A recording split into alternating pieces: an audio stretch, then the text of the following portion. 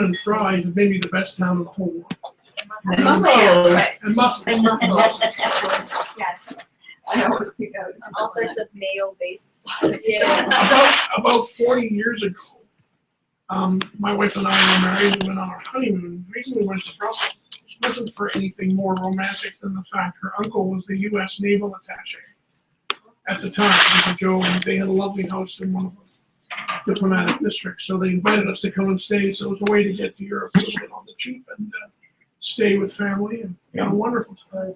Not a bad city. No, it's great stuff. I prefer Amsterdam. I wonder if we should Very much move so. this chair out. Presented Right, by- just in case, Because yeah. that way you Yeah. don't have anybody. Fairly If much and all they that. don't mind, that'd be great. Yeah, a lot of people actually confuse Yep. when I said I was going to be We're live, most people so- thought I was actually moving to Germany. Right. So they don't realize that it's a tiny little Oh, that's what No, happened. indeed. You Did you get got my into chair, the so I had to Berlin raise Wall? this one. Did you That's get to fine. see the European? No problem. Because I like my chair up Yeah. high. Right. Berlin Month, it's called the building where the Yes, European government, the European EU is. Oh, well, I've been to the parliament. Oh, yeah. Yeah, In so. Strasbourg? I've been to Strasbourg, yeah, but the parliament, the main building is actually. If anyone right joins, across from Luxembourg. Yeah, that's right. you'll find And out then there's imminently. various buildings for the European Commission, Neat. and Yeah, we, on the last NATO tour to Brussels, I took them into the whole EU complex, because we could not go to Gallenkirchen. Oh, that right. Because it was Gallenkirchen. active, it was they were operating, like, it was during the. I don't think we had any Canadians there anymore. Not anymore. No. The last time we were there, we still did. When you and I went Yeah. together, Yeah, we and were, we still had Canadians there, but we don't anymore. mind you, I remember that the NATO bus got lost. But it always gets lost. The NATO bus couldn't find Jagger person. Gallenkirchen, yeah. Yeah, no, they're good. I've been there. Yeah. You know, I've been there there's a quite a general few view times. now amongst the scholars, I don't know that I agree with that, what was your? that the Russians overestimated NATO's capacity and NATO steeply overestimated Russian And then capacity. you have to finish this. I remember when I was with Julie, we went into NATO headquarters and by a bulletin board, and the big sign on the bulletin board was for Danish military wives. Christmas cake baking session, Tuesday at whatever. I said to myself, if the Russians could see this, they would demobilize. They would understand that the risk may not be quite as compelling. Well, I'll tell you, when I was over there, that was the peak of the Cold War, 57 till 63. And it was like this, Khrushchev and Kennedy. Berlin Wall going up, Cuba Missile Crisis. Well, the last And, 40 years, every time I've been in there, they've had things about red alert, orange alert, and so on, because it's been pretty, It's more intense. it's been more intense, yeah. Yeah. But we couldn't visit Gallenkirchen the last 2 times because it was actually operational, so they didn't have. Well, the British had a big air base there when I was over there. Hugh, would you like some coffee or? I'll get some.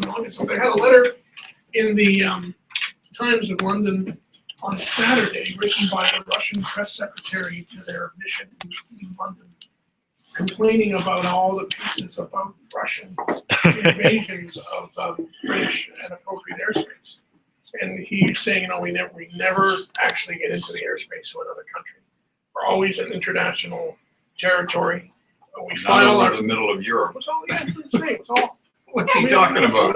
He wrote this thing. I guess it was issued from the Kremlin as issued from the Kremlin as the official line, and he hung in there with it. We had in Baden, in downtown, in the town, the Russians had a delegation. Certainly, I don't know what you'd call it. And they would come out and sit on the highway that ran past the end of our base, sit on the highway and watch our airplanes coming and going. And we Was had that to- part of that open skies thing? No, Oh, that came after. we had to get the Deutsche Polizei to come. It was like train spotting.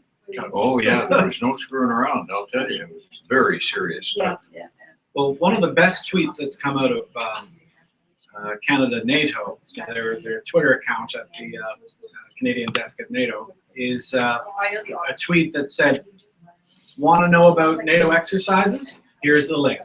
Want to know about Russia's exercises? Too bad." There is no link. No. Yeah, no, it was very very tense when I was over there. We had 12 fighter squadrons on 4 bases. Were those the Voodoos? No, the Sabre. Thank God. You're here today because you weren't in a voodoo. Well, the other interesting thing that I had in my career, after 3.5, your normal 3 to 3.5 year tour, Yes. expected to come back to Canada, my CO called me in and said, your next posting is to the German Air Force. Because they had voodoos too, did they not? No, they had 104s. Mhm. And, but they had opted for the Canadian-built Sabre for their air defense. And they bought 225 of them, brand new, built in Montreal. And to get them started, we gave them 75 of a previous model that we were going to scrap for training to set up. And part of the deal was we would set up their operational training unit for them, Northern Germany at Oldenburg. And I was assigned to the 3rd German Sabre Wing, myself and one other Canadian, to train them in jet fighter tactics. The Germans were so keen. Here was the economic miracle of Europe at the time in terms of the recovery from the war. And they wanted to take part in NATO. They wanted to be, the West Germans wanted to be part of NATO. I think Adenauer was the head German at that time, the president. And boy, they came on board full bore. And I'll tell you something else, that before I came back in the spring of '63, and I had watched the German Air Force grow and all brand new equipment, but I watched the German Army grow too. And I said to myself one day that if they decided to turn west and cross the Rhine, the French weren't going to stop them. Fortunately, Again, Never stopped. fortunately, well, there were some real battles went on because France pulled out of NATO. Yeah. And Germany had 2 bases south of ours, or French did, Baumgarten and Lahr. And the Germans said, no longer NATO, get across the Rhine. one of my roughest days in the Prime Minister's office when I was Chief of Staff was after we had decided as a government to put the CF 105 Voodoos into Crown assets to be sold. CF 101. Whatever. It was the one that, The 105 was The the one, Widowmaker. the Diefenbaker cancellation. the widow, no, the 105 was the The Aberrant. 104 was the Widowmaker. The Widowmaker, okay. Well, we had a good record in Canada on them. It was other air forces that, So we put them up to Crown assets. And the first people to come forward to bid on them would be our Turkish friends, Turkish NATO allies. yeah. And we're going, and it seems to be proceeding fine. I get a call, and Jean-Pierre Hope, the Tory MP from Rougemont, Greek population, about 18%, and a whole bunch of other MPs from different parts of Canada, representing constituencies with big Greek populations, led a delegation, which they came to say. So how many ridings are there with Turks? They show up as reasonable numbers. You can't sell these places to Turks. They're our mortal enemy. That's still going on. I know. Something like 85% of the Greek military budget is directed towards Turkey. Yeah. On NATO allies. Yeah. And Just it's the other insanity Which is is why that, we spent 30 years in Cyprus. yeah, Canada spent 30 years. I know. Everybody went to, every Canadian military member went to Cyprus at least once. yeah, somewhere along the line. But every General Assembly of the ATA, there was a protest from the Greeks or the Turks Yeah. or, and then Against the other guy being there. Yeah, or about something they had just done. And then the worst one actually was not against the Greeks, was against the Italians when they gave asylum to the Kurdish leader to award. Oh, it was the delegation. So the They were Turks were very- upset about that. Yeah. And then one year we were in Hungary and we went on a tour and we visited the town of Eger. And the mayor of Eger had the whole history of the town, which focused a lot on the fact that Eger was the last Hungarian town to fall to the Ottoman Empire. So it was a very strong, and the whole Turkish delegation walked out. They had such Well, long toes. what do you call it? The internal politics of that region of the Yeah. I was in, world. Donna and I were in Turkey as tourists about 10 years ago, and I met with foreign ministers and various others. So I wrote a piece in the National Post. The world needs more Turkey. and I extolled their virtues as ally, largest standing army in NATO, and etc. In those days was kind of a reasonably moderate and moderate Islamic Yep, I've put up democracy. the link in, Education. Perfect. No, I just wanted to confirm. yep, there. National Post ran it. I had 8 men. Oh, wow. Great community. Well, I and of wasn't course, opining on Cyprus. I wasn't No. going down that road. but of course, Jim Karajanis has made this sport stirring up his entire career. I have a dear friend. He's now just turned 80. Bill Yaskis. Hi. Mr. Siegel. Nice to see you. Very nice to see you, sir. Come and join us. You're in the Albany Club, one or the other. Yes, indeed. Hi, John. So we'll probably be wearing a association. Hi, John. He'll just be in the front or? Good. Oh, yes, very nice to see you. Do we just sit anywhere? Yes, anywhere. Anywhere you like, come yourself for some coffee. And so he and I were chatting, and I reported to him about 5 or 6 years ago that my brother-in-law, Roy, had just been shipped off to his 3rd deployment to Bosnia. He said, why would he go to Bosnia? So, NATO is in Bosnia, S4, where they're keeping the peace. He says, Bosnians aren't really Bosnians. They're just Serbs who cut a Passing deal. through. Cut a deal with the Turks. I said, Bill, they cut that deal in 1562. He says, doesn't matter. Yeah, I know. Still just Doesn't a deal. matter. And besides- Principle. And besides, most of the Greeks are not Hellenic Greeks either, they're No. Slavs. Bill's an otherwise completely rational, decent, thoughtful guy. But why would your brother? I said, because it's a Canadian armed Don't forces. go on Danforth and say that. No, certainly not this week, or last week. No, that's every time the whole Macedonia question. Yes. There's been a major uprising in the Netherlands. Yes.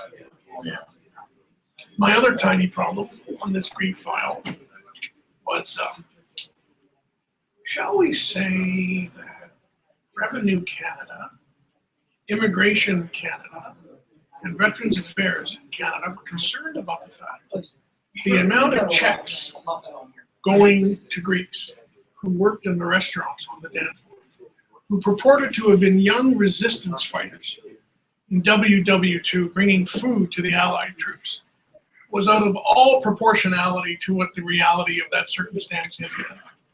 And what had happened was restaurant owners were bringing over kids, hiring them in the restaurants for nothing, and then getting them to apply for this, process by which we gave some modest support to people who'd been, and the RCMP was getting ready to, so this ends up on my desk. We have a meeting with the Greek leaders, with Greek community leaders, and we sort of say, look, you guys have to stop applying. You got to get your restaurant owners to stop applying for funds which they don't actually deserve. Yeah. And then we can get this whole thing to go away. Oh, the donuts. Hi there. Really? Good to see you. Yes, yes.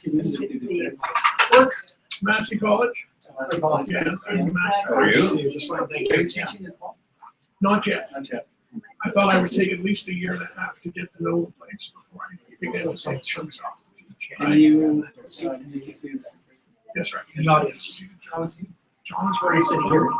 Where is he right now? John has just been appointed. The Canadian media community has put together their ombudsman, the Press Complaints Council, and all that into one body. And John's been made the president of that. Okay. So it's downtown, and it's about 3 days a week, and it doesn't really raise any money. And quite, I think it's called the Canadian, the National Press Council. That's where you go to complain about whatever. And John's a great choice Canadian for that. Broadcast something or other. Yeah, Standards Council. Standards Council. So this is a great job for John, because he's Yeah. a former working journalist. And Yes. we all respect him. And he knows that. He knows that sector very well. And he's a great diplomat. He's a great guitar. Yes, a diplomat in the working diplomatic sense, yeah. Wonderful. He's certainly has more diplomatic skills than I will ever have. I remember being at the Grand Hotel in Sarajevo when a French general was briefing a delegation of Canadians who've come over with what's called the Security and Defense Forum, remember that old Yeah. SDF? He does you can again, you do a great job, you punch above your weight, those there, then our guys are in the most heavily mined territory in the entire world, our guys are trying to control that. Just would we French, we're responsible for the more intellectually acute, high intelligence, we pick up the fifth way because people are living. And I'm always forced to fraction and stuff. Anyway, so he's doing all this. I've just been 6 days out in the field with our guys where, they can't stop for a piss because the roads are so heavily mined. I mean, it's just so neat. So I finally say, I put up my hand and I say, General, my name is Single. I'm with the Institute for Research on Public Policy. It's in Montreal, Quebec. You'll remember Quebec. It's the only French jurisdiction in the world never to surrender. At which point our little ambassador says to me in the bar after, don't ever consider a diplomatic career. No matter what is offered, just say no. Well, I'll tell Good you, advice. one of the things we used to do occasionally when I was in Boston was drive down the Rhine a little bit and cross over to Strasbourg to go and get some French food. We had about, on our squadron, we had of the 30 pilots, we had about 6 guys from Quebec. Great town. Strasbourg is a great town. Great town, but I remember this one we took, a good friend of mine, he's still around, Serge Morin, who went with us. We found this nice little cafe and to have dinner. And so the girl came over to serve us and he started speaking to her in French. Well, did she ever get him hard? No, she was French. But he spoke Joël from downtown Montreal. And the patois. And boy, did he never tear a strip off her. And we all got up and left. Drove back across the Rhine where we could be served in English. But the Quebec French, if you just look at the French, it's very old. It's from Burgundy or the East Coast, Normandy, Brittany, and it's been bastardized with a few English phrases tossed in. But it's a lot purer than French.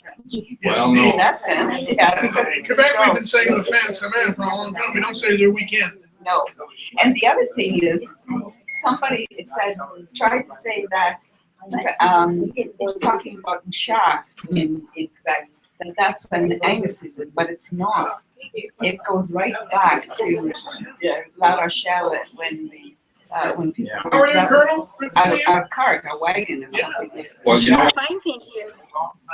we went over on the Saxonia ship out of Montreal, landed at Le Havre, spent the evening in Paris at the Quai d'Orsay, and then on the train the next day to get to Germany through Strasbourg. French conductor on the train couldn't speak a word of English. As soon as we crossed it, Strasbourg, German. German conductor got on, came around to check our passports, and he spoke magnificent English. Oh, yeah. And he sat down and talked to us. He chatted with us. We only had about a 40-minute ride up to How Boston. are you? Well, thank you. But Good you to know, see you. that's the security of Peter wants that. they don't speak much other than English either. Because they feel, both the French and the British feel that everybody should accommodate them. Yeah. They shouldn't have to accommodate us. Hi, how are you? Good, how are you? Good. Happy summer. Yep, I Hi, see you. Julie. Hi, Peter's all good. Just about knocked it over. God bless. Just off to coffee and tea. Welcome. Nice to see you. Glad you're But Julie, we also have our first after we crossed into Germany, And who's I on? discovered very quickly, living there, that everybody Just spoke say English. hello. It was a little town. Hello. And I Oh, ran into Virginia. families, Nice to young see families you. that had kids in Nice to see you. Good. German. Virginia McLaughlin. Hi, Virginia. Nice to see you. Hi, how are you? Better for seeing The technology is working. Yes, indeed. It is for Very now. impressive. 4 and 5-year-old kids. Amazing. Just as much English as they did German. Yeah. And I asked one of the German men when we were having a beer one night, why everywhere you went, they told me, we took a fundamental decision as we're rebuilding our country after. We're going to be citizens of the world economy. Do that. You have to speak English. And that was a policy in Germany to make the policy. Cast in iron. Thank you very much. Yes, it's all good. It's all good. Does Barry come over here? Yeah, he said he was, but he was conducting his own meeting this afternoon earlier, but since Ed lost on my here, I just have to. No, we were just wondering if Barry was coming. Yes. Yeah, and I know he said he was. You're on. Somewhere.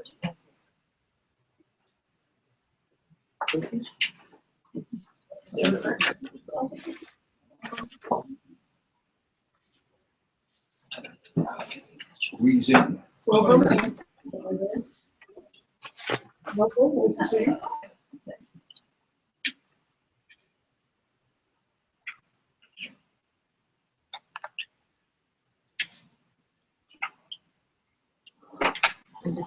How is your significant other? He's doing fine. Okay. He's allowed to drive again. Oh, that's exciting. The first time. That's exciting. That was the Is he worst out there part. now? Not being able to drive, that was the worst part for him. What happened? He had a pacemaker Oh, yeah. a month ago. So they had 4 to let weeks it ago. settle down, Yeah, yeah. yeah. Make sure. Body adjust. But it all is going well. Well, that's great. Donna started to drive this week, 3 weeks after her hip surgery. Yeah, that's, I'm doing very well. She's doing great.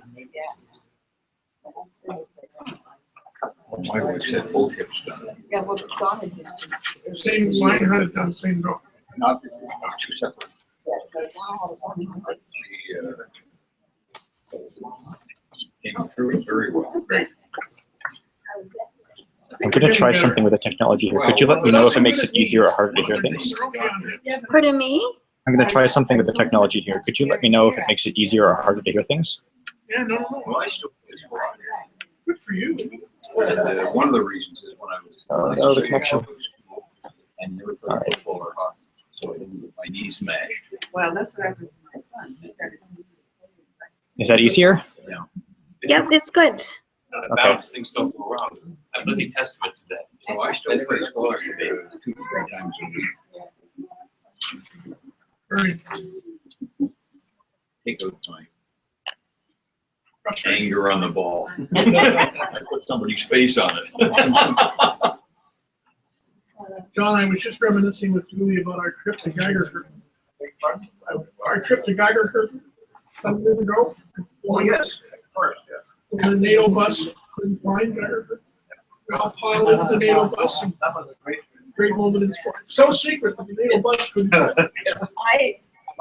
That happens just about every time, though. Is that right? Yeah, because they just use, they don't use NATO drivers, I think. half If the you show me, I'll drivers. have to shoot you. And they get lost all the time. They get lost going to shape, they get lost. Little did we know that those very same planes would be flying over North America 3 years later to provide support to the American Air Force after 9/11.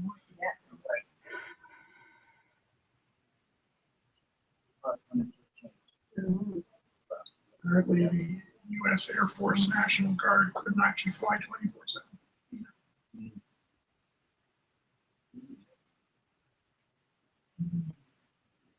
What a 3-day on flying embargo over North America. Really? Yeah. Two things, the pollution layer that you don't see, like what we see from Right. Toronto, from North Park, you see that line across the top. It's fascinating. You mentioned Come on in. Hi, Danielle. Hi, Danielle, come on in. You mentioned just earlier, what did you say to you about the trees that are lying that have already been burned in California? Well, all the wildfires have produced all this charred wood, which are just sitting there emanating carbon into the atmosphere. I never even gave it a thought. Yeah, it's huge. Not quite as bad as the cows. Oh, yeah. Cows still win the award for the per unit discharge of carbon. Yeah, but we get the meat off the cows, So, so there is some benefit. Cows? And milk. methane, Well, they're forced on. they generate a lot of methane. Oh, For you? Not as bad as the oil sands. but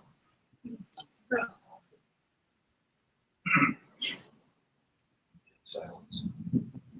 I think just usually start about 6:15 to give people a chance to park their cars. 4 after 6 rates. Parking's more easy. Right. The after 6 rate is $20. Just take the rock. Well, there must be because it must be in Japan. Yes. Some of them, it's really bad. But there were some spots on, Yeah, traffic. organizations. Well, this is So you can write it down. $20. Read or do a process. Well, that's. And they said they were in the 70s. Well, I've got 3 locations. And some of the universities developed a For anybody. positive Justice. account that within the Java Harvard. So we had to actually develop Where did they get? they were not going to give sufficient hours. So their only way to was just but if you was in Canada, the assistant to actually do you know, I think that they wanted us back when I came back, I had some when I came back for the reporter. Then the reporter should be pulled out our ambassador and Doctor. Exactly. That's right. And so that was right. And so and it's right. So and they were looking for. So I already put my library. Well, that's what mine is. Yeah, I just haven't figured that out. I got the restriction on the side. Yeah, well, there's an agreement that, I'm gonna throw it into it. Before I That's right. stomp on it. That's actually, if that goes through, some of our agreements are just still long. They never terminate this one. So I'm looking at it. Yeah, that's fine. Wow. Sorry, that was the board, so that's what- We'll see. Yeah. There, I think we won't know what to talk about. What do you think about that? That's exactly what I'm saying. My instinct is it's just buying time, Well, it's not solving the problem, it's putting it off. But I don't know what the option is. Don't put off. He says it's It'd be a touch of it. There's still lots. Certainly would mean, after all investment of the Iranian leadership in the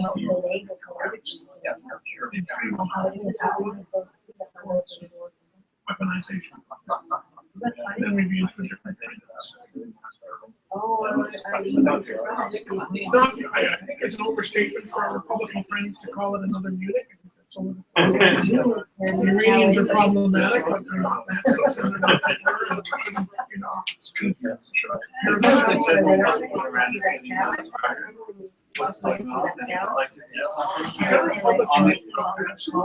general public Iranians are always treated by the population. I like to get beyond that. They don't have any way of getting rid of them. Put to other front.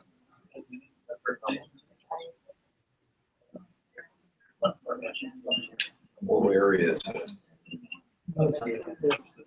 upsetting, you know, very complex.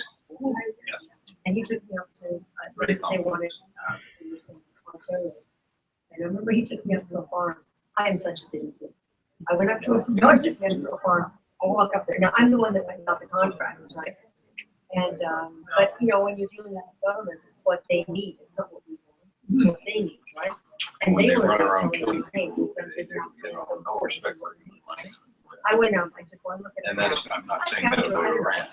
Just that Yeah, whole and there's like an area. enormous cow, you know, from the back, 8 feet tall, and I went, oh! I had no idea. I burst out laughing, right? Yes, so there are at least one. Everybody's over there. I'm such a city. They'll cast their vote by They wanna email. vote. But we never shifted because, you know, the problem, your problems occur. Okay. Well, they're two different things, they're two different things. That's right, they're two different things, because they actually also want powers. The northern land heavily forested. Right? And the climate is very, very moderate. It's really in the south, and Chabahar, Heights in the south, and thereabouts. But you get up to Shiraz and then you get to Zanjan and Tom. I've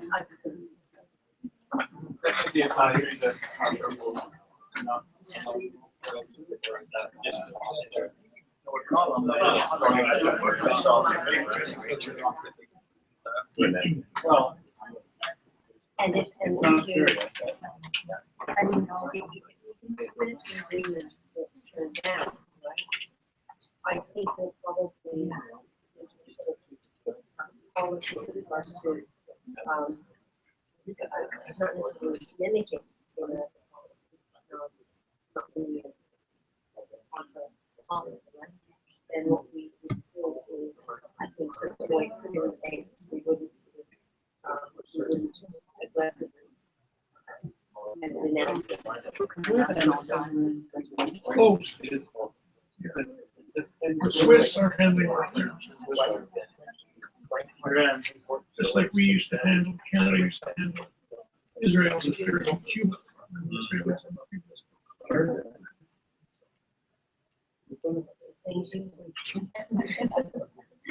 Everybody's always learning something every day.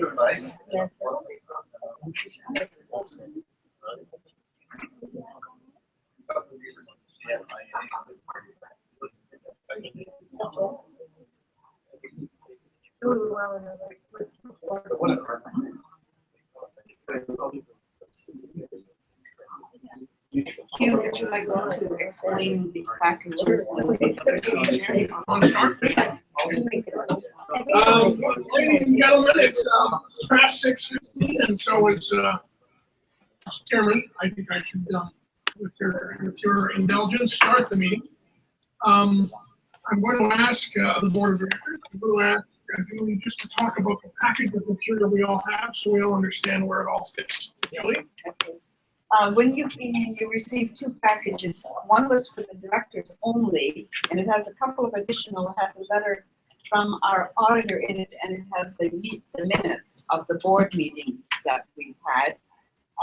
And then the other package was for everyone, and it has the actual audited financials, which will also be discussed at the board meeting, but I didn't want to kill any more trees and run them off twice. So they're, that part of the package is with the AGM package.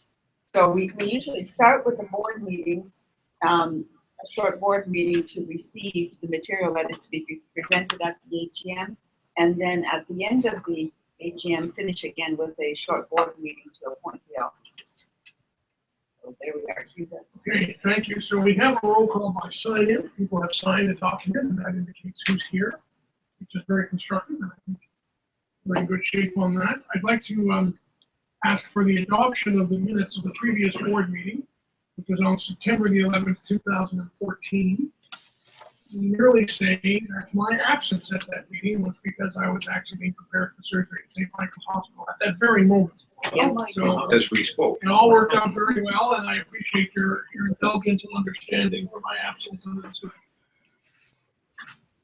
Any questions or comments on the minutes? And if not, is there a motion to approve? Also move. Okay, thank you.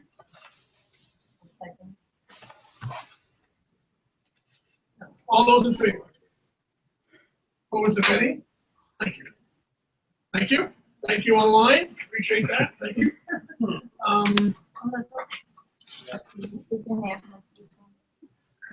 Item C is a receipt of the letter of the audit findings. That is in the package. There are some other minutes that we have to, sorry, I'm a little bit correcting here. We have some other minutes that we have to approve aside from the ones we just approved.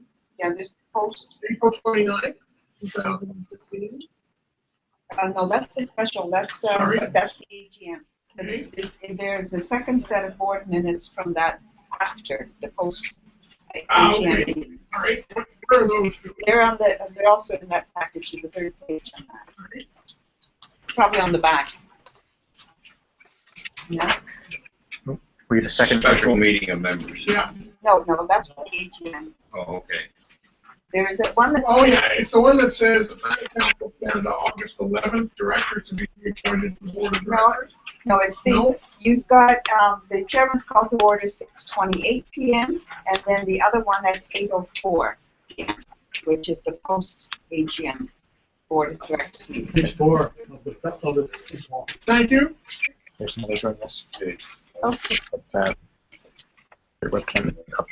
Can I have a motion for their approval, and can I open the floor to questions? Thank you, John, et cetera. And any questions about that second set of minutes? There being none, all those in favor of approving them? Contrary minded, if any? None? Read and passed. Any more minutes, Julie? Not for this, except for the AGM. So now we will move to item C, which is the receipt of the letter of audit findings. And that precedes the approval of the financial statements, which we'll present to the AGM in a few moments. You want to comment on that, or we have a colleague? Yeah, By all means. I can speak to that. Thank you very much. Thank you for being here. Oh, my pleasure. So there's been some changes to the auditing of charitable organizations, and one of those changes is the provision of a letter to the board of directors. So we received that from our auditor. We're going to go through the audit and just talk about any matters that arose. So there are a few things noted as significant matters that arose during the audit. So you've got the letter that goes through these, and I'll go through it briefly. Then you've got the response letter from management to the auditor. So there are a few minor issues, like significant matters as it relates to this.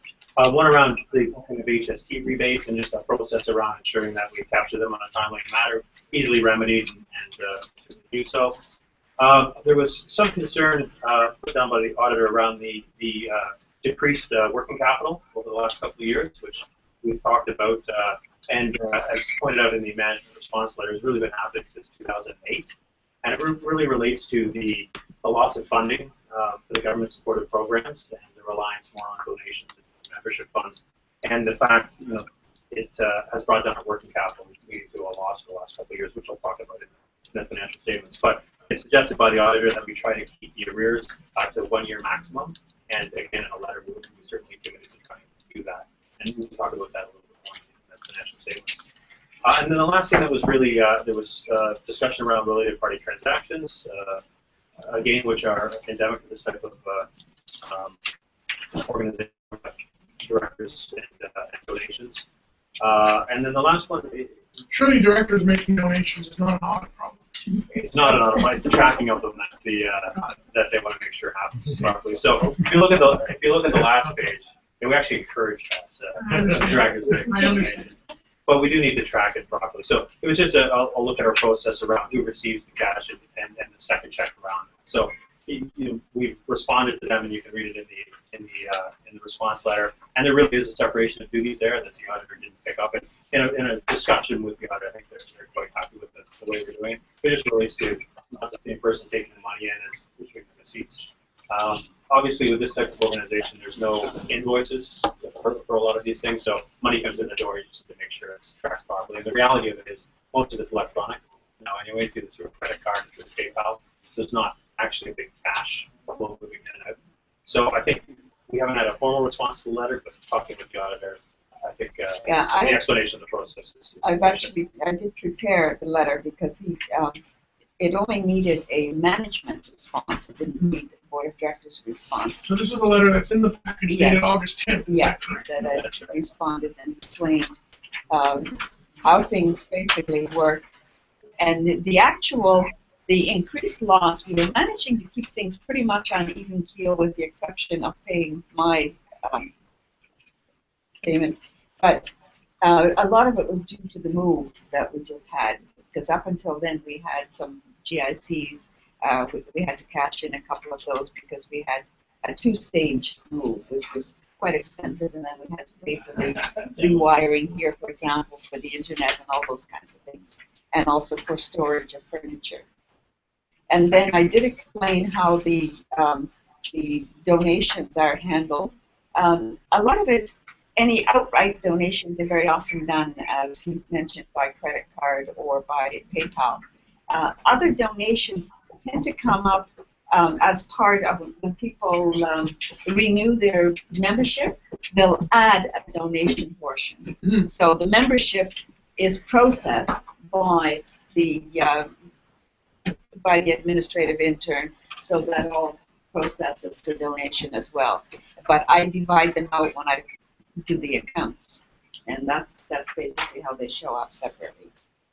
Yeah, I will say, for my opinion, the most substantive point here is around the erosion of the working capital. You can't continue to do that forever. You've actually got negative equity in if it were a business, and it's really held afloat by our ability to stretch out our accounts payable. Right? Clearly, we can't do that forever, not to get more debt into that. This is a problem we've had for several years now, but it's not getting better.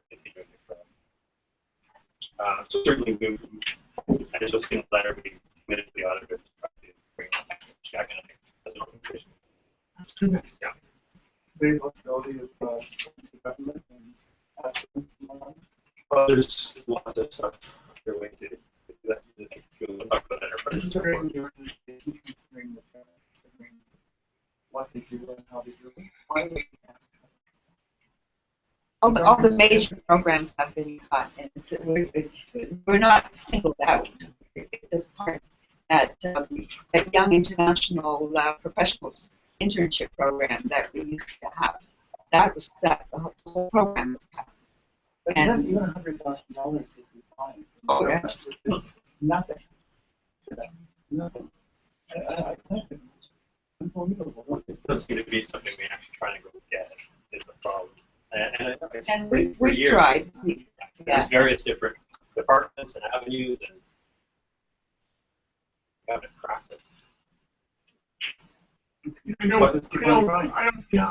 would let me argue. I don't think the answer is to depend on government. We're an independent, non-government organization facilitating broad discussion of NATO and its purposes and its goals. And I think the answer, we have to be honest about the extent to which defense industries are much more shallow in this country than they are in the UK or the US.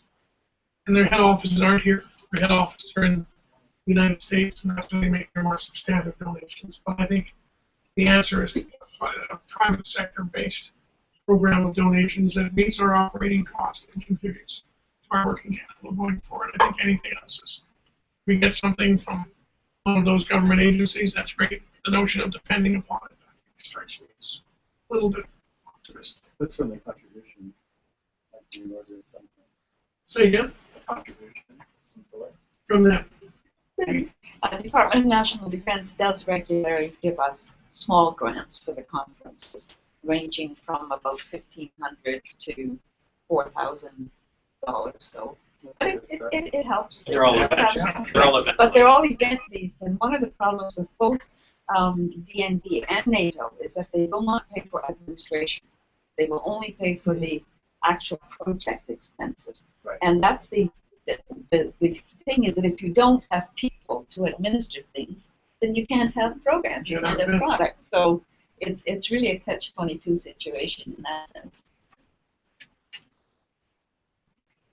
Well, I think the message from the auditor is clear, and I think we have to get much more engaged on the fundraising side than we have in the previous couple of years.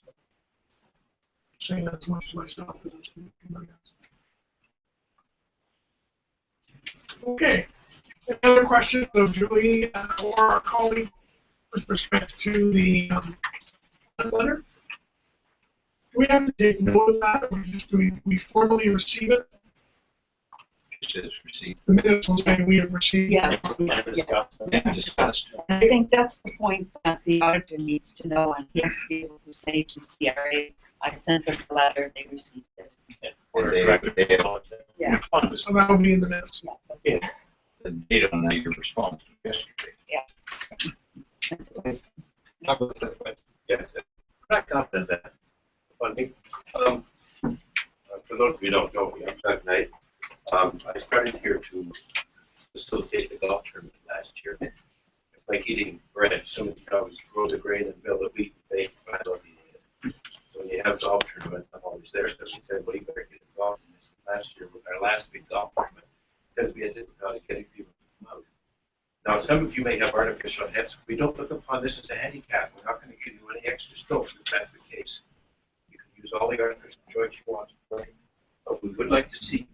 Now, in regards to fundraising, last fall I began to keep a file, which is down on my computer over here on the cable, which is on a hard drive somewhere, a series of companies who are related to defense issues, financial issues, and public relations issues, academic issues, et cetera, who might or should have an indication or an interest in the kind of work we do here. I came up with a number of about 107 companies we've got on the list now, and it's always going to be expanded. I'll highlight that in a moment.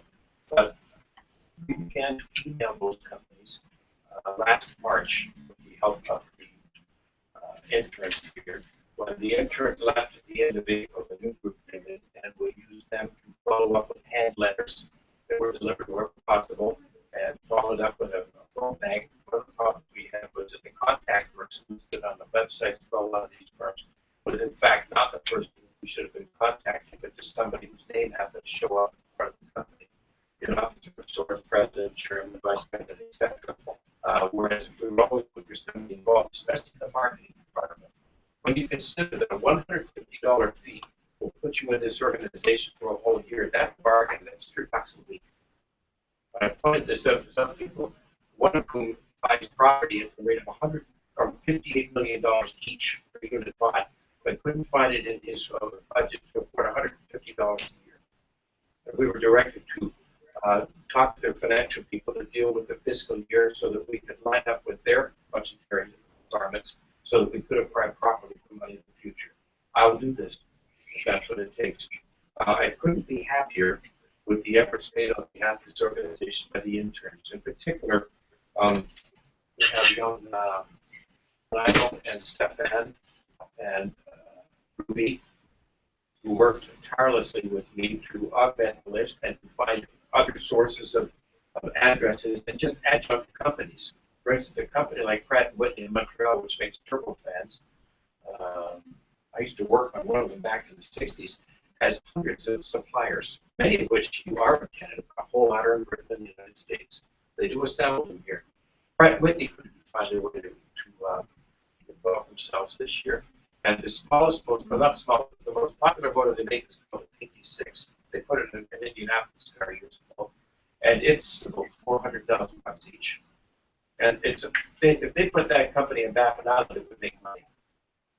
Anyway, just to point out that also in doing this, we have a list now that can be augmented. The biggest problem we've got is getting to the person inside the company who will listen to us and will influence over the fund donations that come out. There's no problem with understanding anybody here that the current federal government has cut back on everything. And when they say they cut back on everything, they cut back on everything.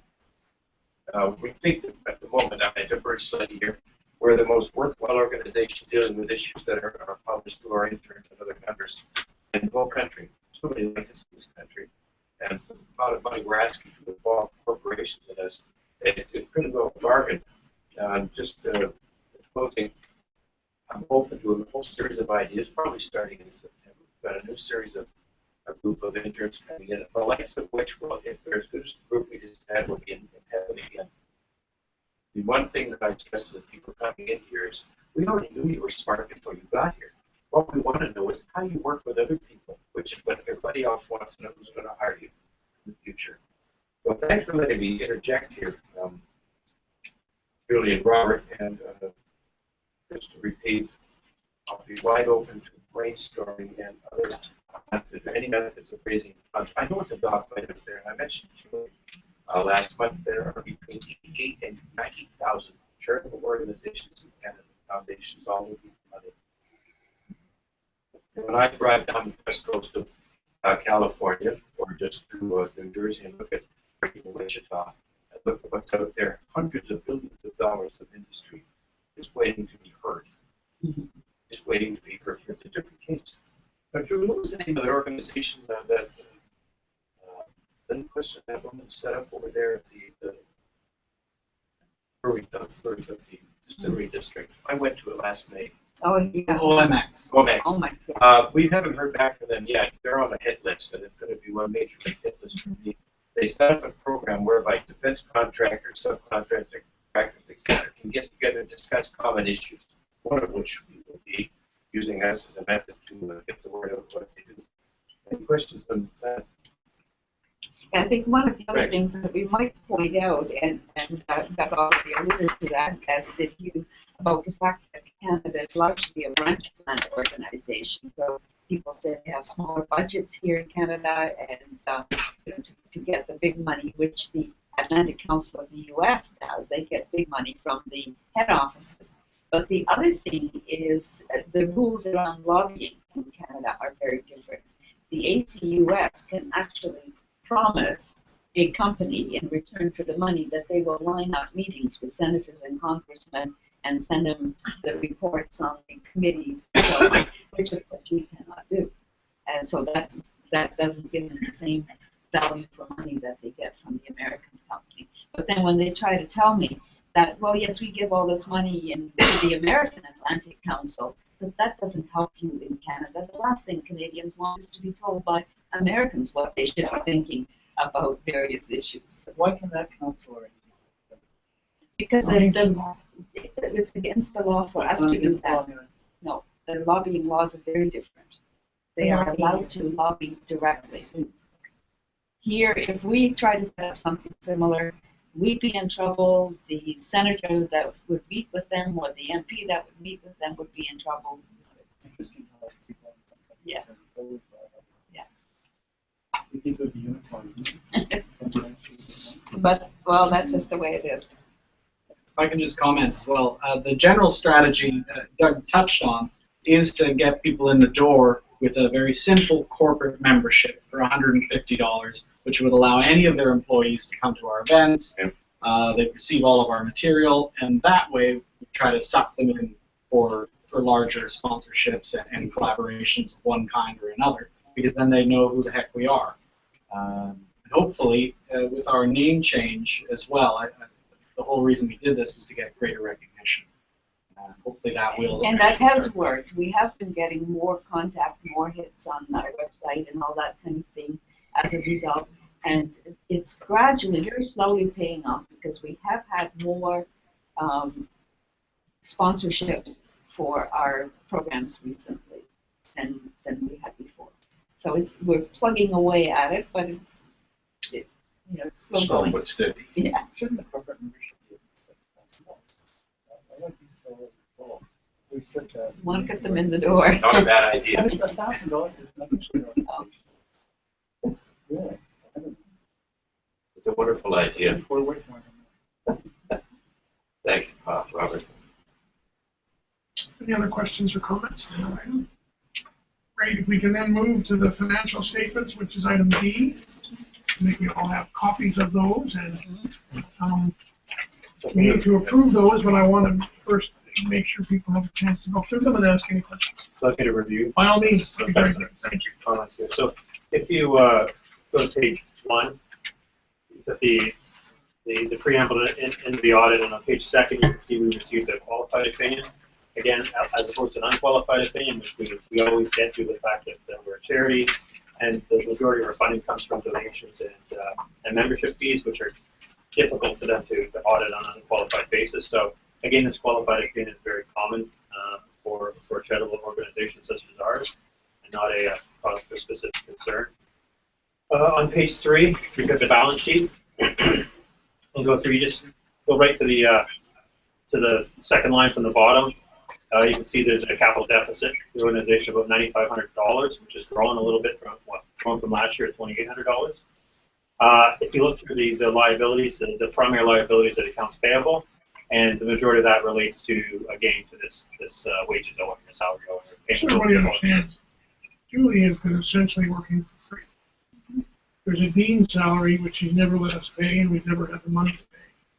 So it's an amount that we owe Julie, but she's been consistently engaged in support of the organization and never mentions much, but it's important that we as a board of directors be aware of it. Yeah, and we accrue that on an ongoing basis, and we pay it out in dribs and drabs, but Julie, only being acutely aware of the cash flow and the cash balances of the organization and programs, will only take it when there's a bit of surplus cash to be had. So, again, back to, it's really under good graces that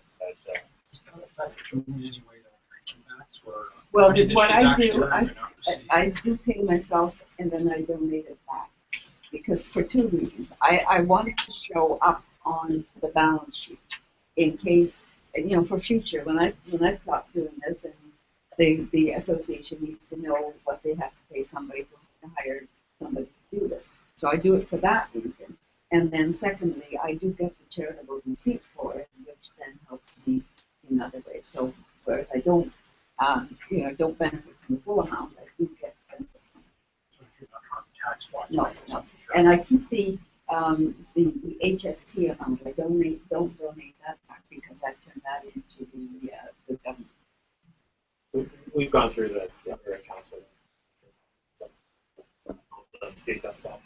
and the auditors obviously the bookkeepers. All being done properly. Just on the next page, it goes through the statement of operations. So you can see the program, just running through some of the highlights on this. The business council revenue was down, program revenues were down, I think about 10% or so. But events revenue grew, which was nice to see. Expenses generally followed suit, along with a lot of the expenses are variable. Although conference and event expenses were lower, APA travel was higher. You'll go through the meetings that were attended, and operating expenses were up a little bit, and staffing expenses down. You can see the loss for the year was 66.76. It's a little bit better than the year before. It's 83.57. Not really much to comment on the next statement of change in net assets. It just flows through tonight. You can see the loss reflected through. Cash flows, pretty self-explanatory again. And it shows that a balance of 21,785 as of December. It's a little news now, but as of December 31st, 2014, as we entered the year. After this, you go through the notes of the financial statements. There's several notes of the financial statements. Probably the key one is number 5, related party transactions, and it just goes through the member fees and donations and the totals of those that relate to directors and the director fees that are accrued for the director as well for executive services. So this relates back to the qualification of the opinion. We've had a qualified opinion in the past. For several years, yeah. We're always going to. We're always going. Yeah, it's very common for charitable organizations because it's very difficult for an auditor to track all the small donations. Big ones are fairly easy, but yeah, if we were to get sources of stable and recurring revenue and those donations became a small part of the revenue in the organization, then you'd switch for it to be non-material. But for the long run. Any other questions about the financial statements discussed? Presented? The donations, what do they show? Yeah, so if you go, they're laid out in the notes at number 7. They're in 2 places though. So notes 5 and note 7 relate to those. So if you go to note 5 on page 9, to note 5. Yeah, so it states here the council received member fees and donations totaling $44,290 from directors. And you flip to the next one on page 7. It breaks those out. This is a little bit confusing, but corporate membership fees were $1,300. Yeah, sorry, on page 10. I'll just wait till you get there. Yeah, so corporate member fees were $1,300. Director member fees were $7,800. Foundation donations were $2,000, and then donations, individual student membership fees totaled $54,148 for a grand total of $65,248. Slightly up, marginally, very marginally up from last year. Okay. Any other questions? That's good. I have a motion for their approval. All in favor? Opposed, if any? Seconded. Or second. Okay, other business. Do you wish to raise any other business? Just a question, how many members do we have now? Approximately. We've got 104 paid members and I believe 67 directors. So all together, that's 171. And it fluctuates every month because we've got about 8 to 10 renewals every month, and then usually we've got a pretty good retention. The retention rate for our kind of association is generally about 40%. We've got far above that. I think because of the kind of community that we are, and the kind of rapport that we have. So we're quite happy with that. We've been building last year. I'm not sure, Julie, if it's in the notes, but ever since last year, we've had a concerted effort to really push membership specials, pushing them for graduation presents, this kind of thing. We had a military special last August for recent former members of the military to join up, so we've been really pushing that quite a bit through Facebook, Twitter, a lot of different places. And our young membership has been increasing quite a bit, youth and membership, which, although less monetarily impressive, is really, these people are they have less to spend, but they're choosing to spend with us and to participate. So it's quite a good signal, actually. Yeah, also, since about last fall, we have been able to be more consistent in dealing with the renewals and with the administration. It was very confusing when we were in the process of moving, kept losing things and so on. But ever since, we've pretty much settled and fallen into a good routine to do the monthly renewals and make sure that comes in. Any other questions? No other business? Okay, could I then seek a motion on adjournment? John? Contrary minded of any? Seconded.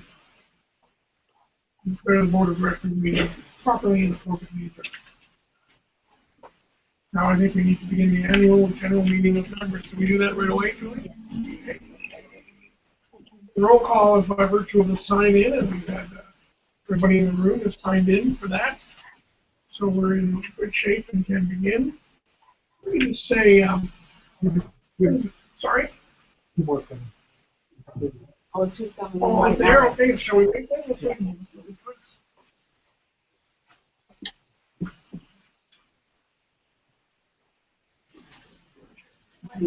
Hi, Maureen, nice to see you.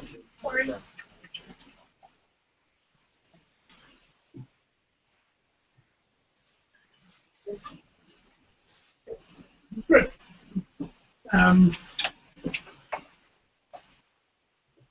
By virtue of the chairman's remarks, I just want to pay tribute to Julie and Robert and the interns who have been serving and those who are here, and vice presidents.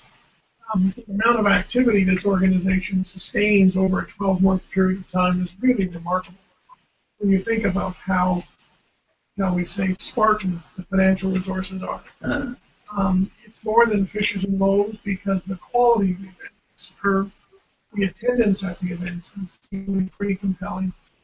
Some of the events are on the wall around us, but they conference here, there are major events, thematic luncheons. How many last year, Robert? Luncheons in particular? We had 4 conferences last year. Right. Cyber, Ukraine, our NATO Economy Forum, and then the Arctic as well. Yeah. And then the roundtable, 12 or so. Yeah, we've had quite a lot. I've got them all listed in my report. So. We're going to get to Julie's report in a second, but I just wanted to, as chairman, say that I think the people who are working day to day for the organization are doing a tremendous job, making a huge difference. And I don't know that they're being here. And I don't think that we would have a voice for NATO and its purposes, both strategic and political, have worked out for those individuals who have served this organization so intensely and so professionally on an ongoing basis. And I don't think any of us take it for granted. We are deeply, deeply appreciative. Just want that to be part of the mix. Can I now move to the item C, which is the approval of the minutes of the special and annual general meetings held on September the 11th, 2014, and April 29th, 2015, which are in your package. I wonder if I could just open the floor to anybody who might have any questions about those minutes. And have any questions on the minutes? I wonder if you both sets of it. Thank you. Thank you. So we have before us a motion to approve those both sets of minutes. April, September 11th and April 29th. All those in favor? Mark will remind you if any unanimously passed. Now I'm going to invite our president to make the operational report to all of us. It's also in your package, so I'm not going to read all the detail, but I just want to highlight some of the events. 2014 was again an eventful year. I seem to be saying that all the time because there's always special things happening. But we made 2 moves and started the process of changing the name of the Atlantic Council of Canada to something which would more closely reflect our mandate. And People don't think it's about fish. Yeah, exactly, or shipping or something. So both of those activities were time-consuming and nerve-wracking. Straddling the year-end, we moved from our small temporary space on the first floor of University Avenue to another temporary location on the 11th floor boardroom of 48 Yonge Street, thanks to the generosity of one of our directors. And so at that stage, for most of January, we unpacked only about as much as would allow Robert and me to work from that location, and the interns mostly worked from home and came in occasionally for meetings. And then at the end of the 3rd week of January, we were able to move in here.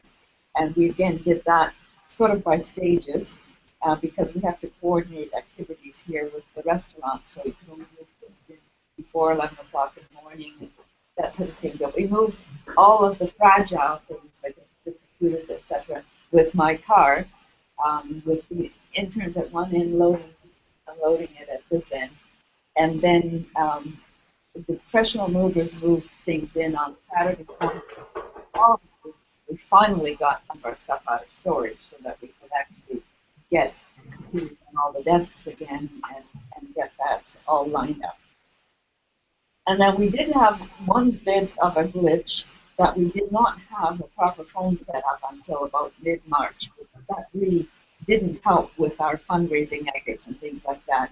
But one of the reasons was that we were trying to investigate whether we could do better with the voice system that's integrated with the internet and to increase our capabilities. So Robert did a lot of research and we did a whole look at that, and finally decided that we finally went right back to Rogers, who offered us a complete set of phone and internet for less than we were paying for the phone before. We have more lines. First few years. Yeah, we're still in those years. And they have been having some problems because we've had some breakdowns, but mainly all the construction going on downtown. Rogers has been not there for Well, the place several Rogers is having problems. Yeah, all right down in this area. So much construction going on. But they're usually good about fixing it up and keeping it back online, etc. So now we do have more phone lines than we had before, which means that people can be making phone calls at the same time. Whereas when we just had the one main line, we had to ration it. Everybody had to do an hour, and then we had to have half an hour for that people could phone back in and do business. Now it works much, much better. The interesting thing was the Articles of Continuance in the name change. The new Canada Not-for-Profit Corporations Act required us to file Articles of Continuance to maintain our incorporated and charitable status. So at the annual general meeting on September 11th, the membership approved plans to change the name to NATO Council of Canada. However, Industry Canada did not approve the use of the name NATO and required us to obtain the approval of NATO. NATO did not approve the use of the term council in conjunction with NATO because that sounds too much like the North Atlantic Council, the NAC, which is the governing body of NATO. But they finally approved the name NATO Association of Canada. So we got the unconditional approval letter from them to say we could go ahead with the name NATO Association of Canada, which we then introduced at that special meeting on April the 29th, and everybody approved that. This, it was an awful lot of work, and I really want to thank Harry Berkman. He couldn't be here today, but back and forth for hours. So it was a lot of work to get all this done. But eventually we got it all submitted, and as well as the new general bylaw, etc. And we received Industry Canada approval in May of 2014. So we have the certificate of and all the formal approval. So and I think that has made a difference in the reaction we now get when we answer the phone or we send out a letter to the neighbors. And for many people, it makes much more sense. So we had a very active year program-wise. As far as the conferences are concerned, we had 3 large conferences, very successful ones. The Spring Conference on Arctic Security, which was held in cooperation with the RCMI and their new facilities. Then October the 9th, we held a special conference in Toronto on cybersecurity at the university. It was very well attended. And we also got some very good sponsorship money for that from Ellis and We had 3 of them that I'd never heard of before. right, and besides they're involved with communications. One And Blue Line and the other one I'm not sure. Yeah. They were all tech companies that Yeah. are interested in security. yeah, so they were very interested in that. And then on March in the fall conference was held at the Lester Pearson Building in Ottawa. And the highlight of that conference was the reception that the Minister of Foreign Affairs at the time, John Baird, hosted on his floor of the D8 building, which is a beautiful area with wonderful view over Ottawa. And so he hosted that and did a closing keynote address, and then mingled for a while with everybody. That was very, very good experience. And then we also had the opportunity to listen to a keynote address after the conference itself by then Lieutenant General John Vance, and now CBS, and he was very frank and open with his discussions, and very, very good. Then on March 21st, we collaborated with the University of Calgary on a conference, Unified Protect Leaders Intervention in Libya. And at the end of May, we also cooperated with International Security Canada on a conference on women in defense in Ottawa. And we've been reaching out more and taking more opportunities to cooperative efforts with others. And we have better administrative capability than a lot of organizations because we attract excellent interns who can produce lovely promotional material and post that and so on. So in that sense, we can do things that some of the other organizations cannot do, but they've got big mailing lists, and so we work together in that process. Roundtables. We started the year with a roundtable in Ottawa. We actually managed to have more roundtables outside Toronto last year than any other year before. So, and then we hosted another one in Ottawa on November 15th. On April the 18th, we hosted a roundtable in Toronto with the Deputy Prime Minister of Montenegro on NATO enlargement in the Western Balkans. We held other roundtables in Toronto on sport and international relations, on Sri Lanka, Afghanistan, and the upcoming NATO summit in Wales with Professor Steve Seidemann of Carleton University. And the former Canadian permanent representative of NATO, former Ambassador David Wright, who's now at Victoria University. And he was probably Canada's longest serving ambassador at NATO. And what he doesn't know about NATO is not worth talking about, I don't think. On June the 19th, we also held a roundtable in Montreal on the Baltic states securing their sovereignty with senior diplomats from the Baltic countries, and held another roundtable on ISIS in Montreal in November. And then we also held our very first roundtable at Western University in London on energy security, and ended the year with a roundtable in Calgary on operational reassurance in the first week of December. Now, for those roundtables to happen elsewhere, we really need to work with a group, say at the university, a political science hub or something like that, because otherwise we really can't afford to run them. You have to get the space which university students can get, and you get the collaboration with other people. But they're very successful, and they are spreading the word. And one of the things that we have now, our junior research fellowship program, which is not the in-house interns, but the other writers, they come from all over Canada now, because they get to hear about us, and so they send in. And it works both ways, because when you have a couple of them, say at the University of Calgary, they help us then set up, organize something. We edit that stuff. Yes. Go in pure. No, everything. Edit is the wrong word. Edit is the wrong word. I'm sorry. The in-house. Somebody see it before it shows up on the yes, website. absolutely. The in-house interns do the preliminary editing. Yep. They each, for their topic, they each have a group of people, and they work with them until they're happy with it, and then they pass it on to me, and I review it to make sure that, as a former English teacher, that it's grammatically correct. I don't like seeing a mistake, but also Don't want to be to split make sure, infinities. also to make sure that we are not going beyond the bounds of what we can do as a charitable information producing organization. But we don't take sides. As a matter of fact, it was Cohen, one of his writers, Cohen came to us this week and said, this one is really, what was the topic? Marijuana legalization. Oh yeah, legalization I of was marijuana. fairly certain I was out of bounds, but yeah. And we decided that that was not something we want to deal with right now during the election. It's not a NATO priority.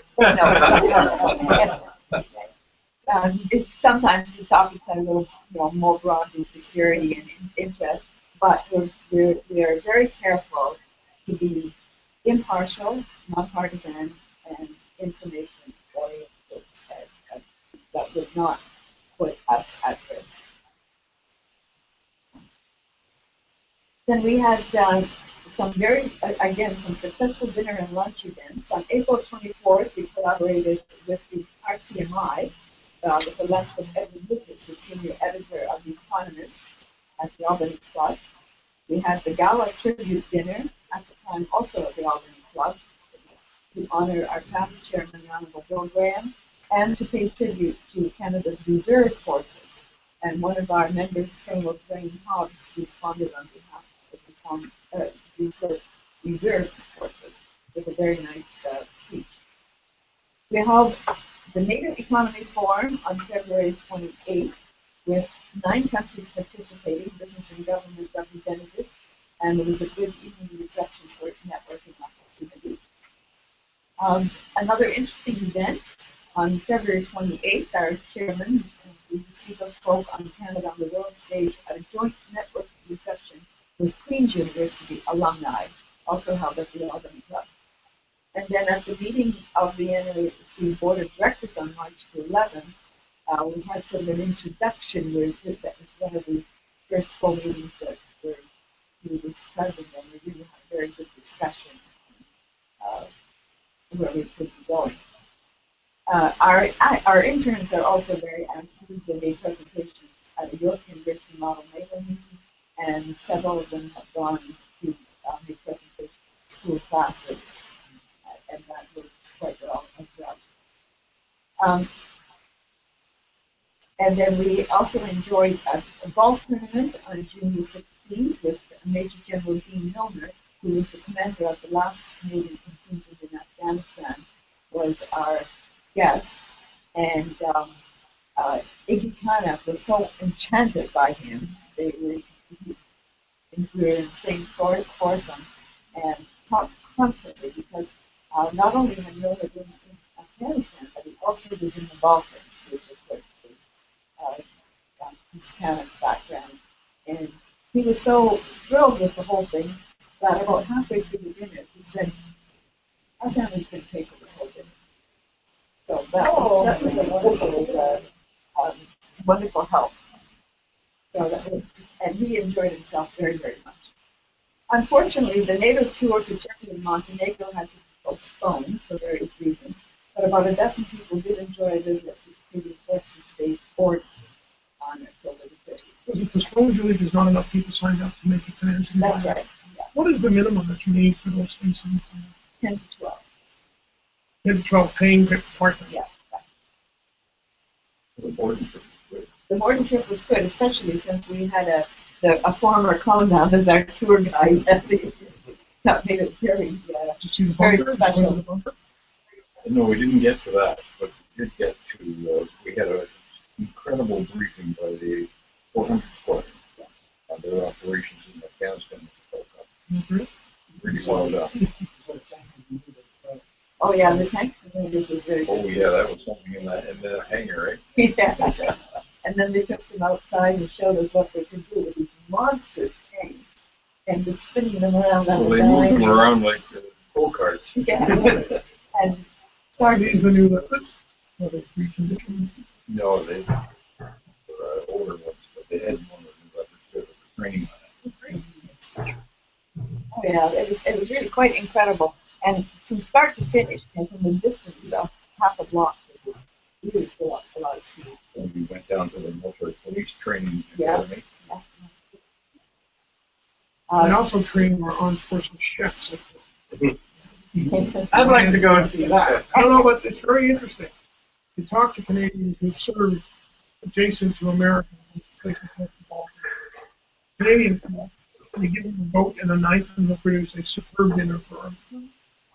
The Americans buy all this casserole stuff from Europe that comes over, and whether it's breakfast, lunch, or dinner, it looks the same. It's a chunk of a casserole. The contents are different, but they all come to the Canadian beach. Either they're go hungry. They all come to the Canadian. They schedule meetings at 5:30. So that their helicopters land at Black Bear and other Canadian bases and because they want to be there for the food because it's the best. And this is, Yeah, well, when I was in Bosnia, I was at the Canadian town called Yeah. but all the convoys were overnight, very recently, and all the other forces called us canned food back. I got seconded to the British garrison, and he was it doesn't compare. quite happy to be back. My stomach wasn't in. Sorry, Madam President. Please No, continue. that's fine. Yeah, we really enjoyed it. I think for Peter Prospect, for your information, the commander of the police academy is the son of Tony Batista. Really? You were Wow. at the NATO Defense Club. Yes. Yeah. That's something. One of Tony, of course, was the executive director. Of CDAI. CDAI. Yeah. And he was the defense advisor in Bonn when Germany hosted the APA. Yeah, that's right. We had to So go. we had a chance to. Was Paul Heinbecker our ambassador then? Do you remember? No. Much more Paul recent. was long. Long gone. Yeah. Go ahead, Madam President. Okay, then in line connection with the women in security, we tried something else here, the screening of a documentary on women in security as part of a women in security 16 days of focus. They were doing all kinds of events for about 16 days and we showed the documentary. And then we ended the year with a wonderful social event, a Christmas party generously hosted by Director Catherine Lang. We hope this there is you have not heard. It was a lot of fun. Yeah. In addition to the above events put on by the ACC interns made presentations to school classes and represented the ACC at several events and conferences. The ACC also participated in the Alianti project, which is a competition for high school students run by our Czech counterparts And the finals took place in Slovakia in July. And then I also attended the Atlantic Treaty Association Bureau meeting in Washington in February, in Brussels in May, and Bureau Council and General Assembly meetings in Brussels in December. Now we went back, we developed a very interesting research project. The meetings on Afghanistan led to several meetings of an ad hoc committee that started thinking again about effective reconstruction activities. And then that in turn led to the revival of the Pax Build project, which Ellis Kirkland first developed many years ago. And it's a broader research project on rebuilding large-scale infrastructure, fragile, failed, failing, disaster-ravaged, etc., underdeveloped states or regions anywhere in the world. And the activity has really ramped up on that now. And in fact, there have been some initial testing of the actual working of it in connection with Kasheshewan First Nation. And so Ellis has been working with some of our interns to do more in-depth research and develop that project to prove that it is something that could work anywhere in the world if you think about the whole thing in the right way. And I think what might be interesting would be for Ellis actually to devote a whole roundtable to explaining that to us sometime, because it is a very interesting concept. Another research project, we had something that we call the Youth Dialogues, and from time to time we published a volume. And last winter, several interns worked on some research on post-traumatic stress effects, and that one is in the editing stage. And right now, we did have an issue of Youth Dialogues distributed in connection with our Women, Peace and Security conference. And the current group of interns is working on another document, and hopefully we'll be able to get that one published. The one on women and securities, we did get a number of issues printed, because the previous one was internet publication only, but it is nice to have a few copies available. And so we had a good donation for that. Then we've also started groundwork for a joint NATO Science for Peace and Security project with the Euro-Atlantic Council of Macedonia to research and publish a NATO and Partners Defense and Security Gender Best Practices report with recommendations for a Women, Peace and Security Advisory Council. We were actually requested by NATO to submit a proposal for that, but it's been a very, very time-consuming process to prepare that proposal and submit it. And now it is there, but we're awaiting whether they're going to approve it or not. Just a summary of our public publications. We posted an average of 25 short articles a week on various defense and security relations issues. Some of those articles are picked up or contributed to Atlantic Voices and other ATA publications. And our chairman has contributed a couple of articles to Atlantic Voices as well. And occasionally to SITREP at the RCMI. And one of the developments that has happened this year is that Eric Morse, who edits, does a lot of the layout for SITREP and has done a lot of writing and editing, has agreed to become a senior fellow for the NATO Association as well, which means that we get mentioned in his byline when he publishes in. Yeah, he writes some really good stuff. Very good stuff, and regularly gets published in the Ottawa Citizen. Ottawa Citizen. Yeah, and so now he's using the NATO Association identification too as part of his byline, and he's going to be helping me with committee editing as well. Good. Because we're getting a huge group of JRFs who are really doing wonderful work. And then we also we've done work on print or video and some very interesting things. So, Colin, what do you call your My podcast? Your podcast, yes. So there's all kinds of interesting things going on. Most of them produced and planned by the interns. Another one of our interns, Victoria, he has organized what she calls the water around the water cooler. And instead of doing the longer articles, it's a series of very short 200-word statements or opinion on the various topics by about 3 or 4 people.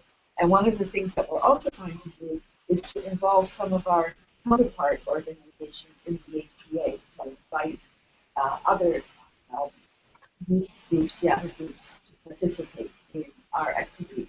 Our articles get picked up quite often by the other councils simply because they're always looking for material published things.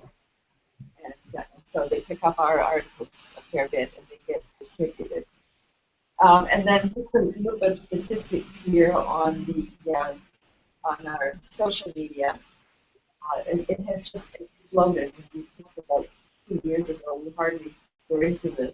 Now it really is very important. And then I thought I would just give you a few updates for 2015. We don't have a formal report from the program committee, and so that's why I thought I would give you some ideas. We've already had several articles, including an excellent information session on Georgia with the Georgian Minister for European and Euro-Atlantic Integration, Honorable David, and expect about several more on our own or in cooperation with other organizations. The Toronto Spring Conference on Women, Peace and Security was very successful. I heard from our NATO contact that the NATO Special Representative, Maria Sherman, was very impressed with our conference. We plan to have a major conference for Ottawa on November the 10th, and I hope that we can still manage a gala dinner. But we had a very successful Commonwealth lunch at the RCMI in July with Minister of Defense, the Honorable Jason Finn, our chairman, and his Tim Hewlish from the UK, from Commonwealth. Our NATO Economy Forum on February 27th was most successful. We added a different feature, a program or panel on corporate social responsibility presented by representatives from industries that are heavily involved in this, and that was very much appreciated.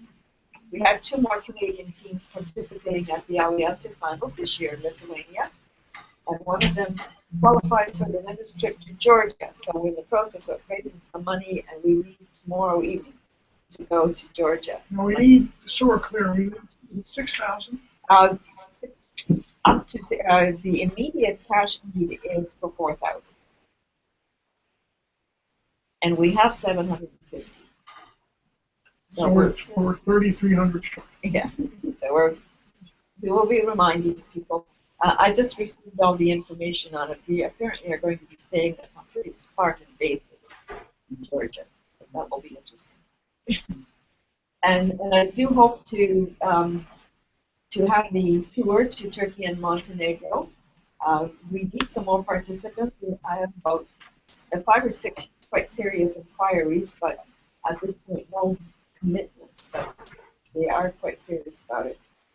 The annual General Assembly of the Atlantic Association will take place in Brussels. Originally, it was supposed to take place in Portugal, but Portugal just held elections for the fall, so not very suitable. So the ATA Secretariat is going to pull it together in Brussels.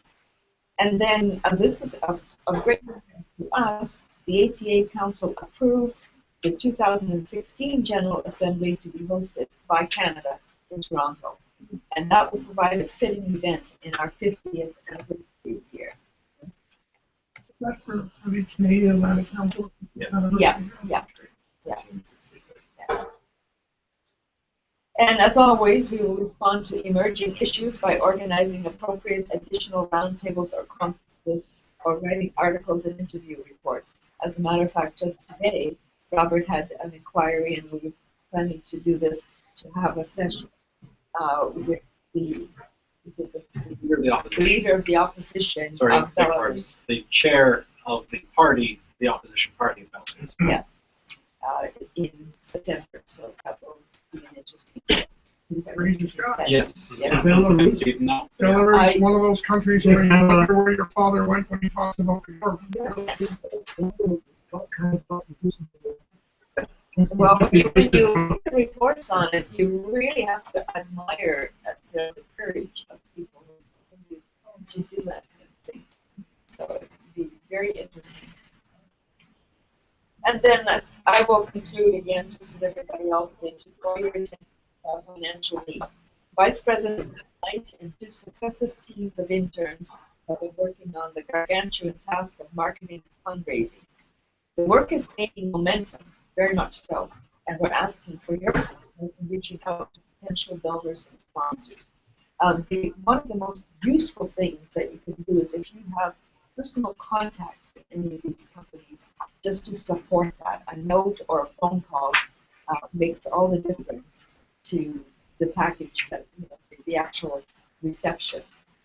And also consider making donations yourself to our trust fund or operating funds. And I would be very happy to do it by credit card installment. Somebody did that last year. It worked very well. I don't mind processing it every month. But you can also do the same thing by PayPal now. And it's very good. We have a lot of work to do, a lot of opportunity, and so we need your help for that. That's my report. Thank you, Madam President. Any questions for the President from the members here gathered? Just to reiterate, Julie alluded that mentioned the large body of interns that goes directly to Robert, who brought them in. They're the finest people who possibly find anywhere to work with us. Not only are they clever and really able to work well with others in cheerful spirit, but they're highly flexible, because sometimes the users cross my desk and say, we've got to get practical this, and we just put an insert in. We are learning as we go, because some of our, even after special have been treated as them. So we've got people who are now really helping to counteract the essay of our conditions. And thanks to the work of Julie and Robert for the thank you. Are there any more of you guys in here? Just you 3. Yeah.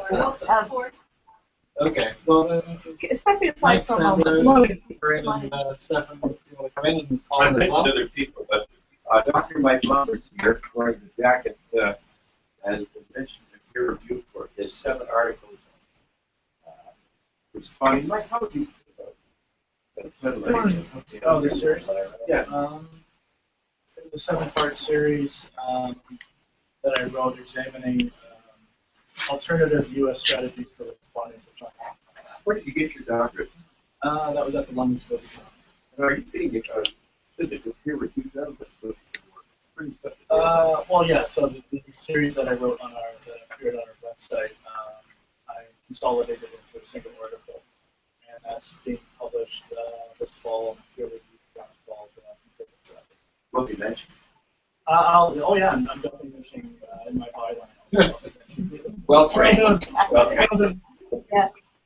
Behind him is Stefan, who will not be with us too much longer because he's going to go start his studies in the UK, and he has to start doing some preliminary exploration there about where he's Someone behind the good doctor. I see her yeah, standing yeah. there. And then that's Corinne. And Corinne is actually the editor of the current Youth Dialogue series. She's working on pulling that one together and getting it ready for you to edit.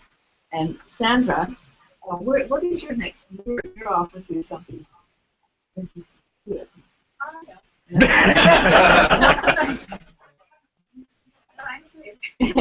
Well, she's certainly here until the end of the summer and has been doing terrific editing work.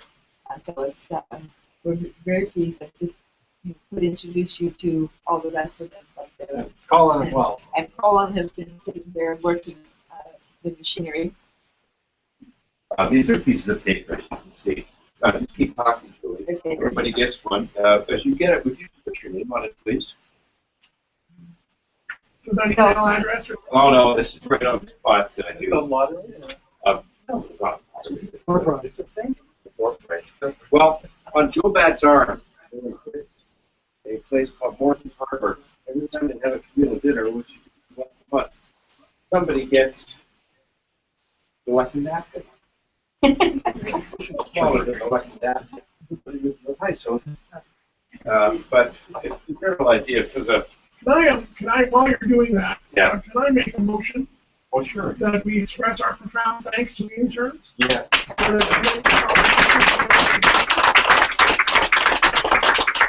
I take it that that motion is just passed unanimously? Yes. Great enthusiasm. As soon as you've got your name written on your piece of paper, I will bring around the official receipt package. Wow. And you can stick it, you drop it in here. And at the end of the meeting, I just can't see the point of having people come together without being thanked. And one method or another. Okay. Thanks, Ed. I think that was President, thank you. I'm now going to suggest that we move to the treasurer's report and approval of financial statements, which will not be very different from what happened to the board of directors meeting. We open the floor to the treasurer. Is there anything you wish to add from what we discussed? Yeah, I don't. Thanks, Governor. Maybe I'll just run over very high level to see what that is.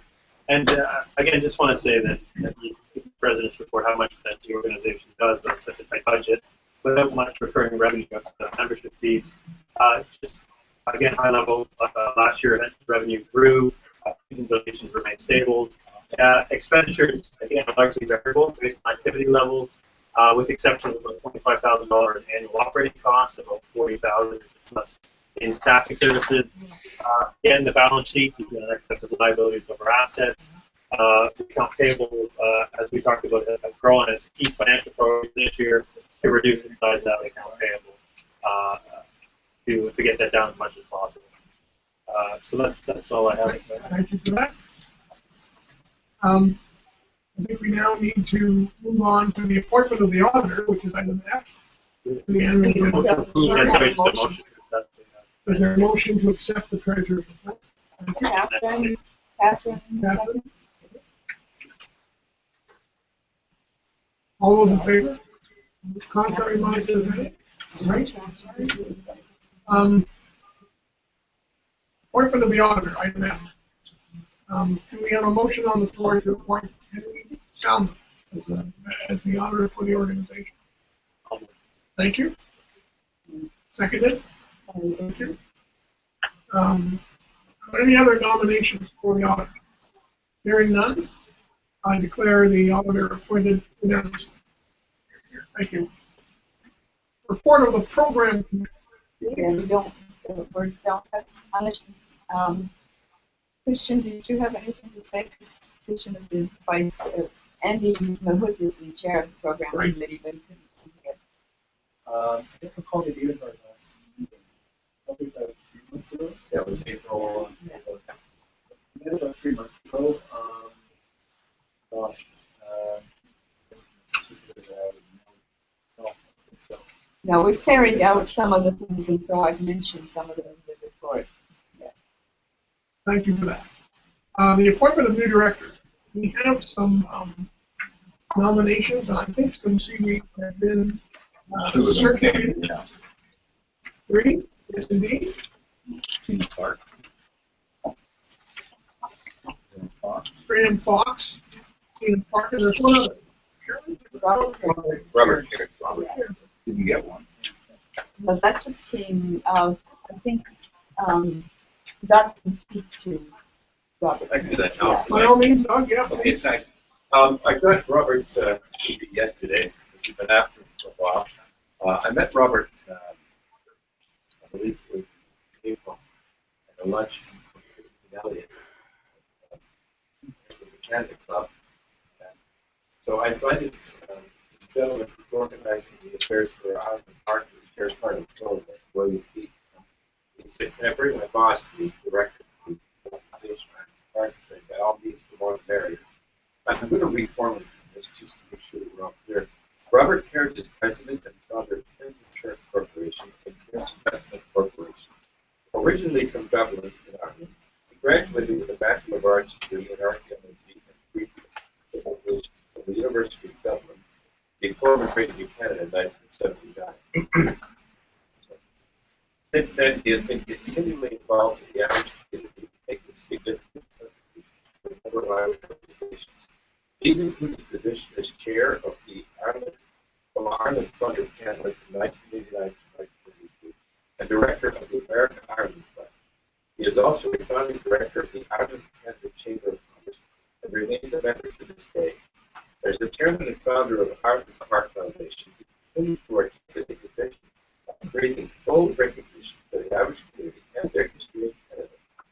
He also serves as chairman of the campaign for Celtic Studies at St. Michael's College at the University of Toronto and director of the Halifax Aircraft Association, a 10-year project with Canadian veterans to restore a Second World War Halifax bomber to commemorate the 10,000 Canadians who failed to return from their service in Bomber Command. My mother's brother failed to return from service because he was a tailgunner in Halifax bomber. He was shot down somewhere near Flensburg, Germany, in 1942, at the ripe age of 21. His body was. And anyway, I've met Robert on several occasions. He has come to a number of our events. He is an active participant also in the Welsh Military Institute. He has a keen interest in world issues, military affairs, and in generally making our community a better place in which to live. And by the way, the Ireland Park Foundation is wide open to members, to all people. One of the nice things about it is it opens me up to see a lot of organizations and places. Is that in Gross Hill? Yeah, that's part of it, but that's for the Memorial. The government of Ireland. Yeah. But Ireland Park is also funded by the Irish government itself. So they opened up on Ireland Park, remember the position. Robert, you and I went to March, the foreign affairs minister was there, as well as members of the federal commission of civil governments of Canada. Are there any questions about agencies right here at 67 Young Street? He started it by himself, scratch.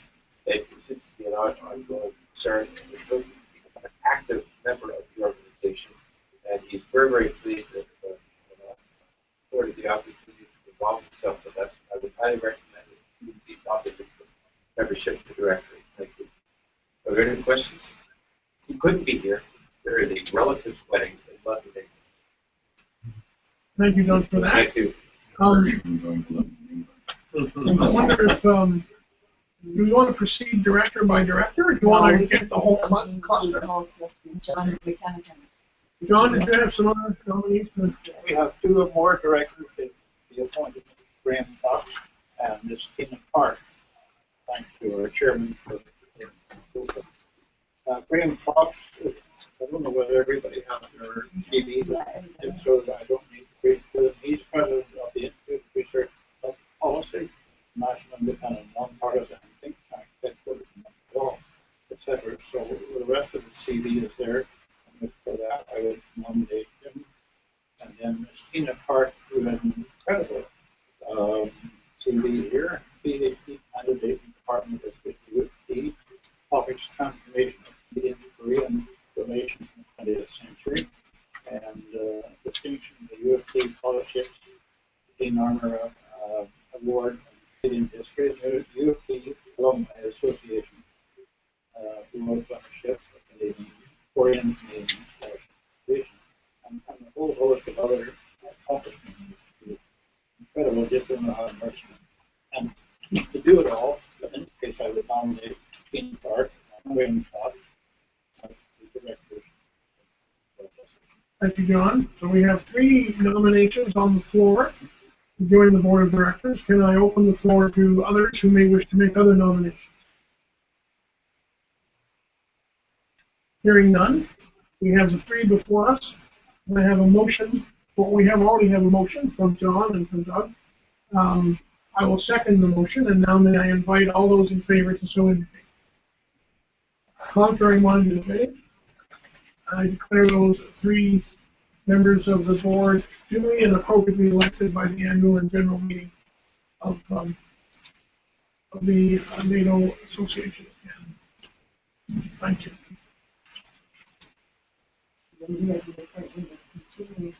Yes.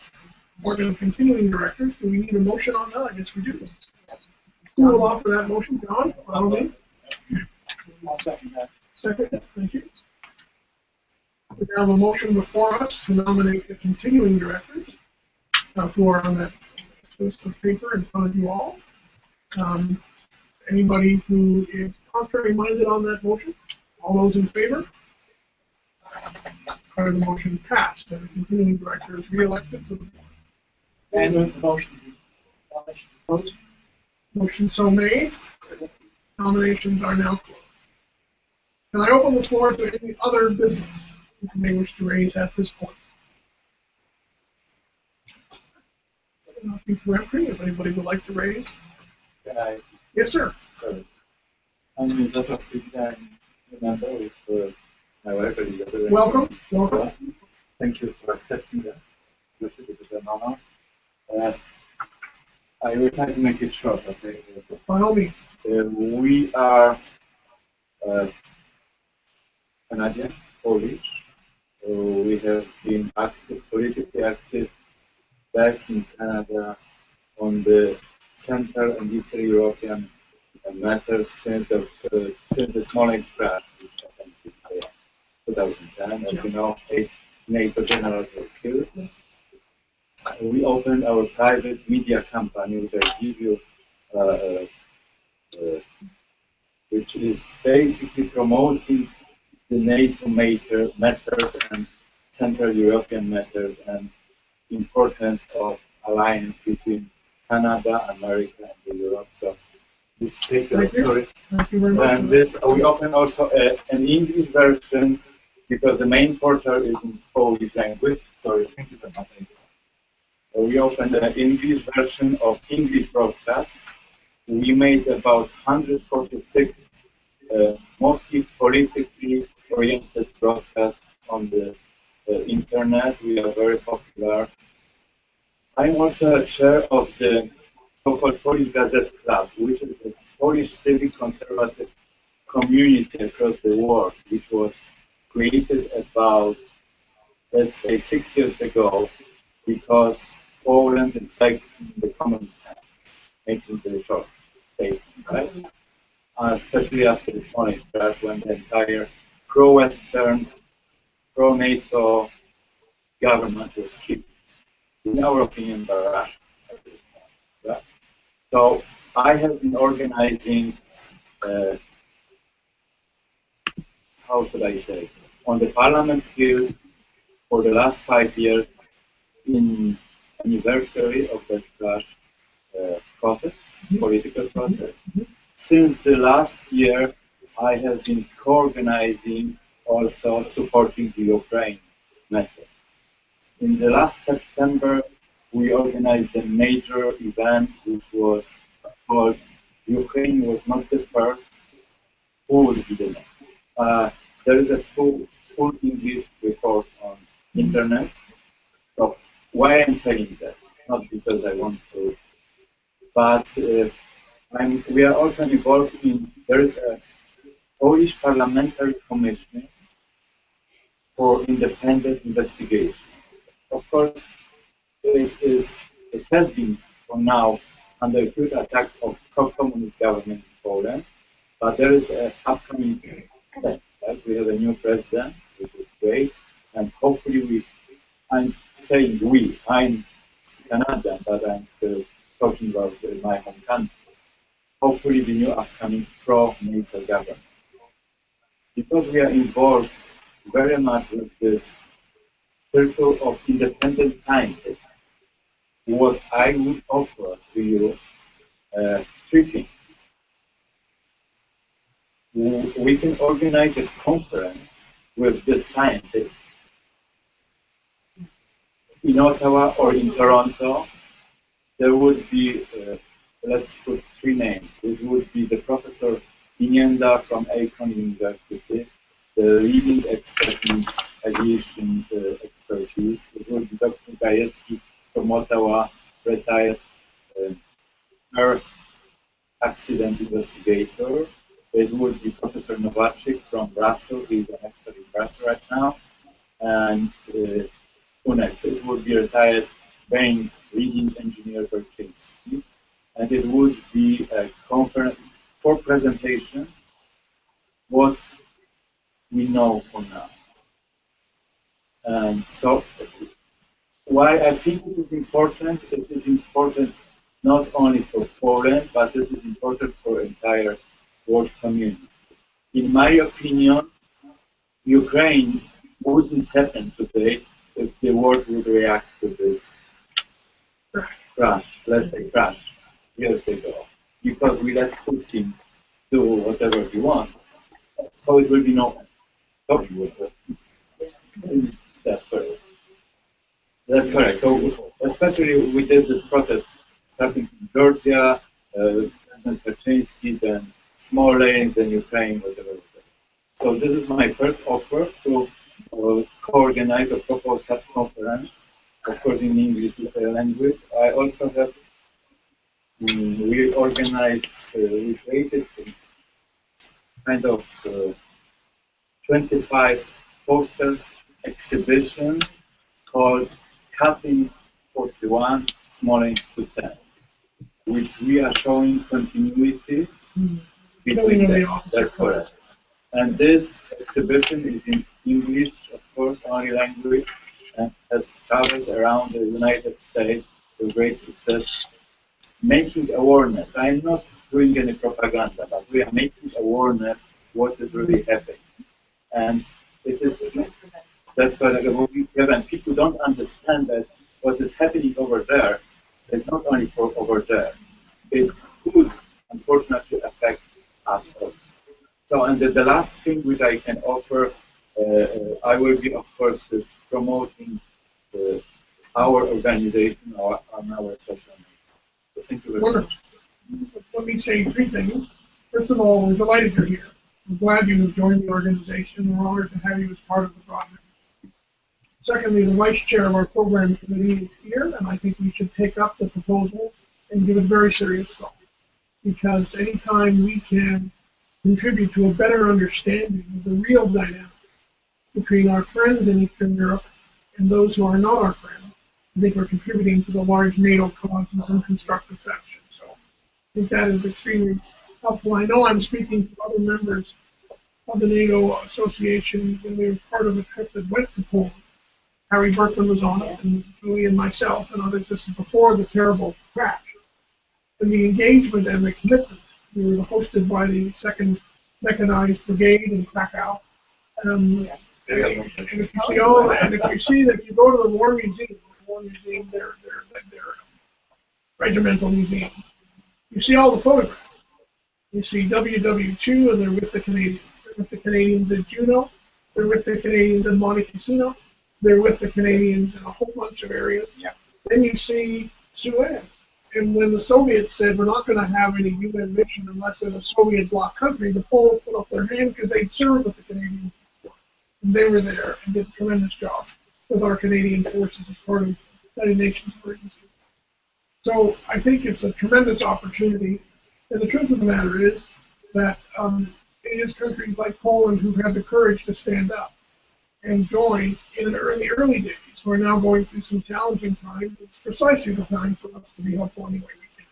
So I want to thank you for the generosity of your proposal, and I give you our commitment that it will be taken into very serious consideration by the program committee as we go forward with our plans for the program. Thank you very much. Any other comments people want to make during other business? Hearing none, I would take a motion for adjournment. Just before the adjournment, Yes, just like on, is there anything else you can dealt with? I'd ask you to exercise your high authority. No. And it's spelled Douglas. Yes. It's a big surprise. It's like the lucky napkin at Morton's Harvest. A free cup of coffee. No free cup of coffee in this world. Say. The winner is Mike Love. Oh, no! Now we clap. The prize for attending tonight is this wonderful book entitled Ultimate Spy, Inside the Secret World of Espionage. And it's most apropos because we're going to be dealing with issues of intelligence security. Congratulations. Thank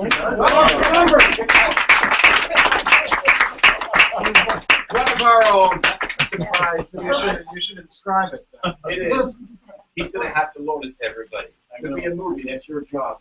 So now that we have come to the annual and general meeting, I think we have to have a brief meeting of the board of directors, which I will now convene for the purpose of A, appointing the officer, and appointing the members of the Atlantic Council Trust Committee, and then we can move to adjournment. So, yeah. But do we need an official adjournment of the AGM? No, we didn't.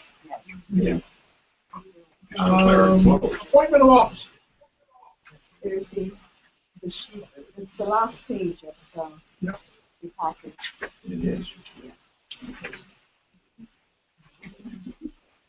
On the last page of the package, colleagues. There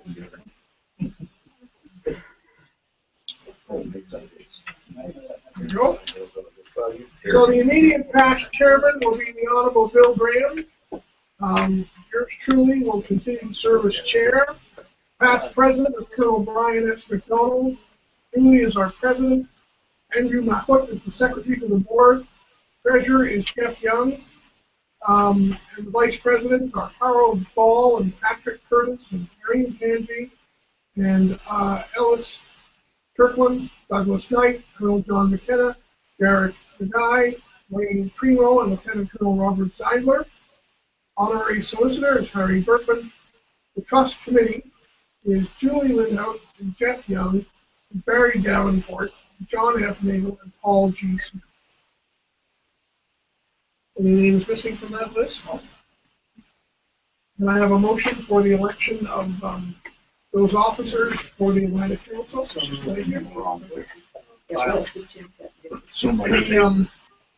Any other nominations? Hearing none. I have a motion of approval. All those in favor? Contrary minded, if any, unanimous. Appointment of members of the Atlantic Council Trust Committee, I think we just done. Yeah, that should be NATO Association, sorry. Now I need a motion to adjourn. All those in favor? Great. So I am not going to burden you with any long dissertation, except to say one thing, which I think we have all thought about in some way. That is, on the 19th of October, on the morning of the 20th of October, we're going to have a new government. It may be a new conservative government, it may be a new NDP government, it may be a new liberal government, it may be some mix and match of the above. Who knows? No way to know. But take it to the bench. They will have a foreign policy and defense review. All governments do that as a way of making a division between what has gone before, good, bad, or otherwise, so they can start afresh, getting the credit for whatever it is. And I think we should all think about what should the NATO Association of Canada be planning in terms of participating in that review. Should we be preparing briefs? Should we be encouraging people to prepare briefs? Should we be thinking about the dynamics that have not been addressed in our defense policy to date? Should we be dealing with the gap between the rather intense rhetoric of our position on Ukraine, our position on ISIS, our position with respect to Mr. Putin, and the inability to actually put forces in the field to make a difference? The gap between what we say and what we actually are able to do. Do we have to have a debate about having a standing armed force of 100,000 and a standing reserve of 60,000 as opposed to the present number, which is 60,000 regular force and about, depending on how you count, 28, 30,000 reserves? Is it realistic anymore for us to operate in the global context based on what our present mainstream is? Raising the questions, I'm not offering any answers, but I think we are in a perfect circumstance as an organization to facilitate this kind of broad discussion. And because there will be, frankly, interest groups who care about the outcome of that discussion, it may doubtless provide some fundraising opportunities for the organization in terms of the forum that addresses these sorts of questions. So I don't see that and put that on the table for people to reflect upon. All of us will have our own perspectives on what would be constructive, but I think that an organization like this does its best work when our interns put new ideas into the marketplace, and they've been doing so effectively, when we have conferences that raise issues that are difficult, but nevertheless have to be addressed, when we break through in some areas. And I think that we will have that opportunity after the 19th of October. We have a fair amount of time to plan for it. They're likely not going to begin the review until the new year, which is 2016. But it's an opportunity for us to, as an organization, step up. Now we have a more clearly understood and precise identity. Step up with a presence which may be helpful on a whole bunch of fronts. And I just leave that to colleagues to reflect upon in their own way. And between now and the election, there may be some statements made that could give us some guidance. Well, we hope so. Thinking around, you know. The Plains debate, it struck me that they had a final session on foreign and defense policy.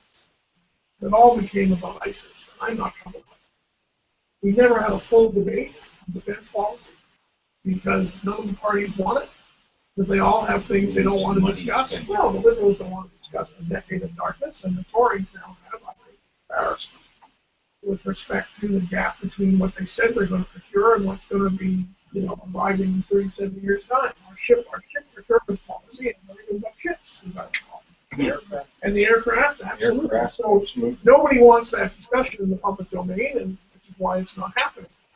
And the press on the left doesn't really care about these sorts of issues, but the NATO Association does care. And I just think it's an opportunity for us to think about how we contribute and in what fashion, and how do we, and there's some things that may happen on the world stage that could rattle the chains a bit, eh? Mm-hmm. So that's all I'm going to impose on you this evening with. I just leave that thought for you and our colleagues who run the organization to reflect on. And Julie, I think that brings our formal activities to a modest end. Great. And then we can have a modest repast over in the next room. Great. We have some wine and some nibbles there. Thank you all for coming out and joining us, and please join us for a little bit of refreshment and a modest repast, as Julie said. Thank you all. That was a good meeting. So for those joining us electronically, that concludes things here. The whole thing will be uploaded on YouTube as soon as the broadcast finishes, so you should be able to access it there. And if you don't know our YouTube channel, you can find it on our homepage. So thanks for tuning in.